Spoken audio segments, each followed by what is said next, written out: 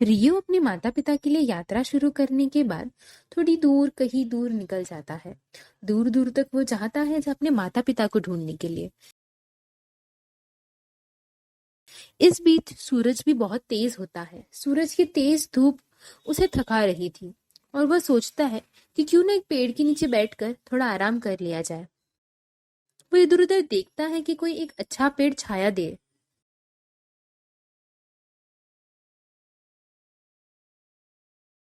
फिर रियो एक पेड़ को देख लेता है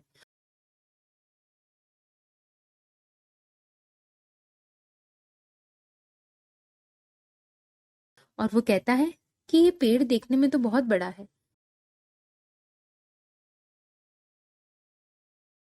और इसकी छाया भी काफी अच्छी है। ये पेड़ बहुत अच्छा है। वो उस पेड़ की ओर चला जाता है।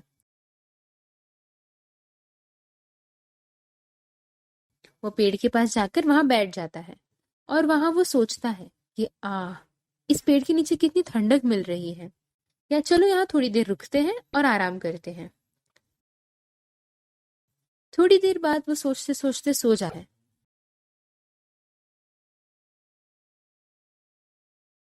और उसके थोड़ी देर बाद जब रियो उठता है तब अपने मन में सोचता है कि न जाने मैं अपने माता पिता से कब मिलूंगा।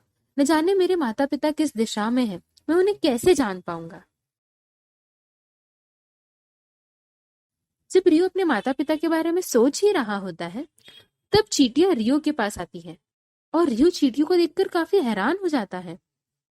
अरे, ये चींटियां फिर से क्यों आई है?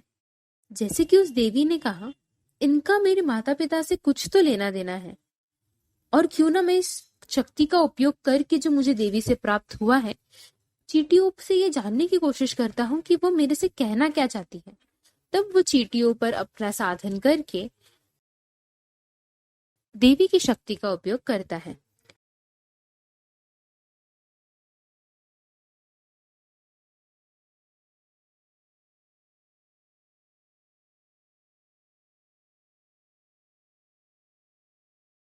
चींटियों पर शक्ति का उपयोग करने के बाद रियो समझ जाता है कि चींटियां क्या कह रही हैं। रियो सोचता है कि अब इन चींटियों को पता है कि मेरे माता पिता कहाँ हैं। क्यों ना मैं अब इनसे पूछूं कि मेरे माता पिता कहाँ हैं और उन्हें ढूंढने निकल पड़ूं।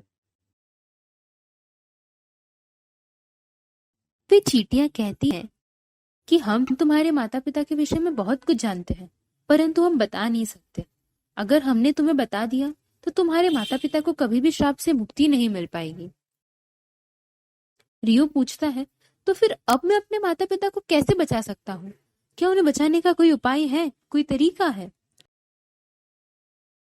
तब वे चींटियां कहती है कि तुम्हारे माता पिता को बचाने का उपाय है, तुम चिंता मत करो।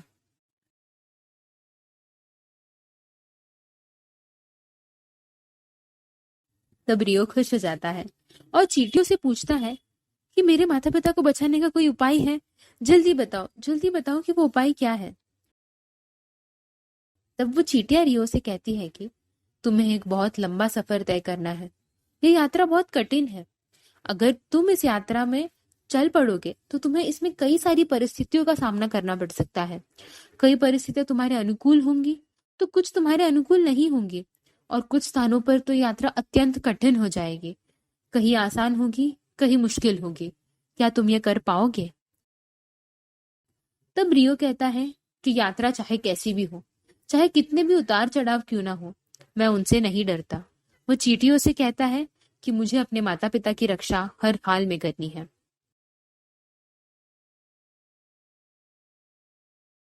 तब रियो कहता है कि हमें तुम्हारे माता पिता के लिए तुम्हारी खोज को देखकर बहुत गर्व महसूस हो रहा है। हम भी तुम्हारे इस यात्रा में तुम्हारा साथ देंगे। इतना ही नहीं, जब तक तुम अपने माता पिता तक नहीं पहुंचेंगे तब तक हम तुम्हारी मदद करते रहेंगे। चींटियों की बात सुनकर रियो और ज्यादा खुश हो जाता है। तब रियो कहता है कि हमें जल्दी निकलना चाहिए। बस यहाँ खड़े रहना और बात करना समय की बर्बादी होगी। अगर हम यही रहेंगे तो हमें कई सारा समय गंवाना पड़ेगा।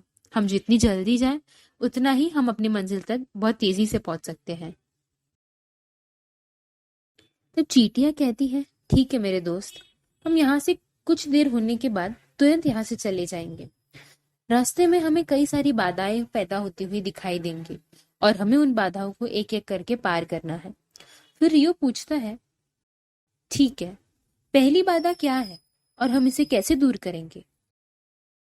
तब चींटियां कहती है कि सबसे पहले आने वाला बाधा, सबसे पहला विघ्न एक द्वार है। उसका नाम है पहला किला।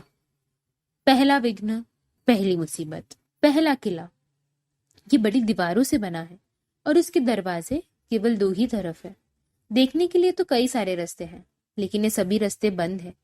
एक ही रास्ता एक तरफ से दूसरे तरफ जाता है, बाकी रास्ते सभी बंद हैं। इसीलिए हमें जाते वक्त सावधानी बरतनी है। अंदर जाकर हमें कहीं भी किसी भी रास्ते में नहीं भटकना है। अगर हम यहाँ कोई गलती कर देते हैं और अगर हम कहीं दूसरी तरफ चले जाते हैं तो हम वहां फंस सकते हैं और बाहर निकलने का कोई मौका ही नहीं मिलेगा। ऐसा चींटिया रियो से पहली मुसीबत, पहली बाधा के बारे में कहता है। पहली बाधा के बारे में सुनकर रियो कहता है, ओ ठीक है, अच्छा चलो जल्दी से पहले द्वार की ओर चलते हैं। चींटिया कहती है, हाँ दोस्त, समय आ गया है। अंधेरा होने से पहले हमें इस पहले किले के द्वार पर जल्दी से पहुंचना है। ऐसा चींटिया रियो से कहती है। फिर रियो कहता है, ठीक है, चलते हैं।